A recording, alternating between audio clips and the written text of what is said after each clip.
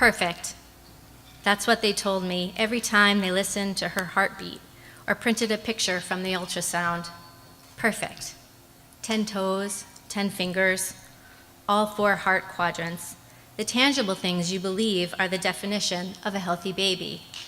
That word, perfect, echoes in my memory. My husband Joffrey and I were first-time parents home with our newborn baby girl. She was 4 days old when the story of our lives would change forever. It was the second day of Pesach, 2006. I went to Nurse Paige when her face turned gray around her mouth. The doctor said, "Sometimes babies hold their breath." He checked her bilirubin and sent us on our way. By that evening, the gray around her mouth started to spread down her body, and I had to watch my husband resuscitate her. We rushed to the hospital where they explained she was seizing and gave her Ativan to stop the seizures, but they wound up stopping her breathing, too, and put her in a coma. We spent the better part of 3 months in the hospital. Paige's newborn head had blistered from the length of EEG wear. She had been poked and prodded, more than held and cuddled, and there were no answers. They told us if they couldn't control her seizures, she would most likely seize herself to a vegetative state or die by the time she was 2. Why was this happening to my baby? I had never felt more alone or hopeless. Years later, she was finally diagnosed with a newly discovered genetic anomaly, a mutation in chromosome 7 of the CATNAP2 gene. What did this all mean? It meant a lifetime of intractable seizures, severe language, physical, and cognitive impairment. It meant a lifetime of my child suffering. You have certain hopes and dreams for your children, and mine were shattered. You mourn the loss of the child you thought you were going to have. That never goes away. I watched friends all around with their healthy babies and what seemed happy lives and easy firsts. Put on a happy, strong face when you're out in the world, I would tell myself. I still tell myself. We had tremendous support from our families, but it didn't change how difficult things were. The future was so unknown, and it kept me up at night. I didn't let friends in. I wasn't interested in finding others like me. I didn't want to be connected in that way. And it was torturous to watch normally developing kids. Paige could barely sit up, never mind smile, because she was so low tone.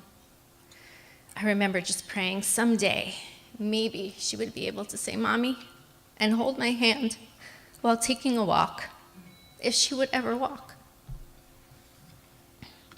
Joffrey and I were blessed enough to add 2 more daughters to our family, both healthy. Our decision to have more children was simple.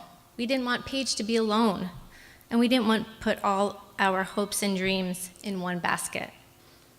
The miracle of typically developing children is not lost on me. I am still amazed by it. As Haley and Sabrina grew, the friends and play dates materialized. Paige had nothing. She didn't play naturally with other kids. She didn't play cards or dolls or board games. There's no conversation. There's no reciprocity. She'll knock down your tower of blocks you work so hard to build, not the most effective way of making friends. My mom had mentioned Friendship Circle and pushed me to get Paige there for Children's Circle. I, of course, resisted, not only because it was my mom's suggestion, but because I didn't think this place could look after her properly. And what more bad habits could she potentially pick up? Well, I have to say that after attending our first Friendship Circle event, my fears were put to rest. Paige was safe and happy and socializing as best she could. We finally had something for Paige to do. You could tell she looked forward to it. Paige would be warmly greeted by her first buddy, Jessica. She treated her like she was her little sister. I'd love hearing her conversations with Paige and the noticing of all things girl about her, what shoes she was wearing or how she had her hair done.